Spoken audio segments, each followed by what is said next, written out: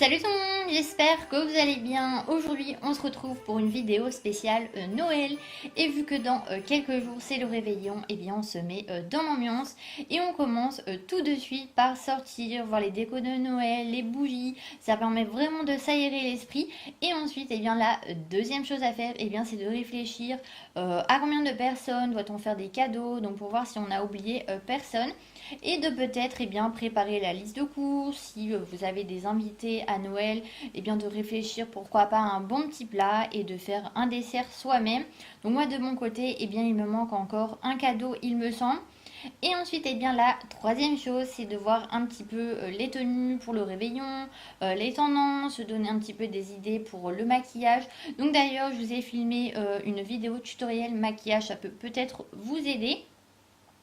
Et pourquoi pas regarder des idées de cadeaux, donc pour les derniers cadeaux qu'il vous manque, ou se donner des idées bien pour la décoration de table.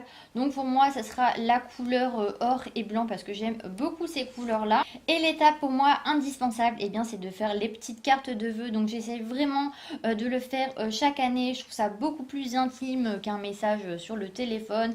Et en plus, ça fait vraiment un joli souvenir, un joli petit mot. Ça fait toujours plaisir à la personne qui le reçoit. Et celle-ci, bien je les ai achetées chez Emma et je trouve ça vraiment pratique d'avoir un petit dessin dessus souhaitant la nouvelle année aussi. Et vous avez les enveloppes vendues avec et je trouve ça vraiment bien. Donc moi généralement je les offre en main propre le soir du réveillon. Et pourquoi pas bien le faire au brouillon juste avant. Voilà, si vous avez peur un petit peu de vous tromper.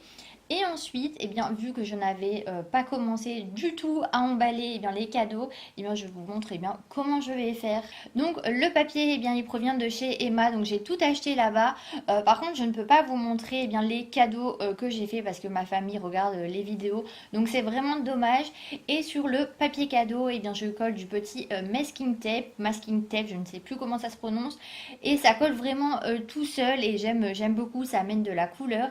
Et le cadeau, il est beaucoup plus joli et j'aime bien prendre du temps voilà pour chaque cadeau. Je trouve ça vraiment plus sympa et plus chaleureux pour la personne qui le reçoit.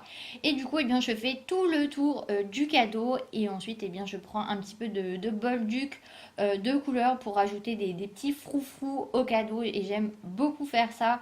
Vraiment, ça me détend, ça prend du temps voilà, pour les personnes que vous aimez et ça met vraiment dans l'ambiance de Noël. Et je trouve ça vraiment plus pratique et plus facile aussi pour mettre la petite étiquette.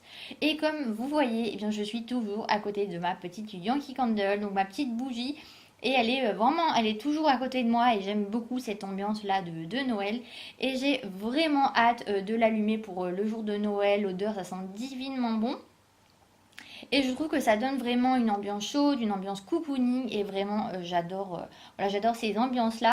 Et pour la petite touche, bien de dernière minute, bien je rajoute une petite étoile en papier Bolduc.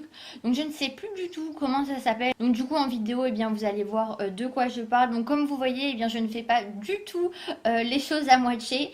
Et donc du coup, bien voilà, mon petit cadeau est prêt. Donc il ne manque plus que les autres à faire. Et du coup, bien je voulais vous montrer bien comment j'emballe un autre petit cadeau. Donc avec le même principe. Et surtout, n'oubliez pas la petite touche de gourmandise, donc ça fait toujours plaisir à la personne qui le reçoit.